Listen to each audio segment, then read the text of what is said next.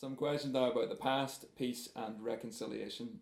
The Attorney General has suggested drawing a line under the past, and many young people are saying they're fed up with the amount of time and money spent on the issue. Is it time to move on, and if so, how? Well, it is time to move on, but I don't think that's about moving on and leaving people behind or leaving people's concerns unaddressed. I think we have to be realistic. What we wanted as a party was a comprehensive way of dealing with the past, so that people would be able to not only get the support that they need in the short term in terms of physical and financial support, but also recourse to justice and truth. And victims want a whole range of those things and not always the same thing. I think that's looking less and less likely to happen as things stand now. We can't say that people will be denied justice. We can't say to draw a line under it and move on beyond that, because that's a corruption of the justice system. But I think we do need to look in a very focused way after this election. Can we do something for those who survived, who are now getting older, whose injuries are becoming problematic for them in their older age? Can we do something for them by way of a pension to try and give them some financial comfort in the last, in the later years of their life?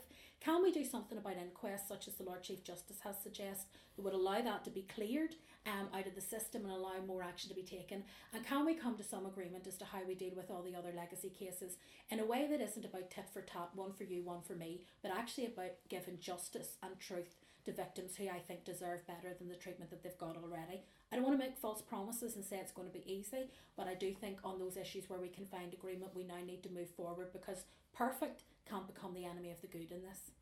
Is the Good Friday Agreement still fit for purpose, or is it time for a new agreement or negotiations? I think the Good Friday Agreement is still fit for purpose, but that doesn't mean that all the structures within it are fit for purpose. I think the principles behind it, the idea of power sharing, the idea of interconnection between east and west, north and south, I think the idea of reconciliation being at the core of it, all of those things are hugely important, and they're still as relevant today as they ever were. What we've seen is the Good Friday Agreement, in terms of the structures, not deliver on all those strands. And so I think what we need to do now is come together as politicians with a renewed vigour to deal with issues about how we actually work the institutions together, reform the institutions where we feel that they themselves are creating division in society. And there are examples of that around the petition of concern, around sectarian designations in the Assembly, and so on. But also look at the reconciliation project, because that's one that has not been put front and centre by all of the parties over the last 18 years. And I think it's long past time that we started to look not just at what the Assembly can do in the Assembly, but what the Assembly can deliver in terms of change in our community. Do we need an Irish Language Act?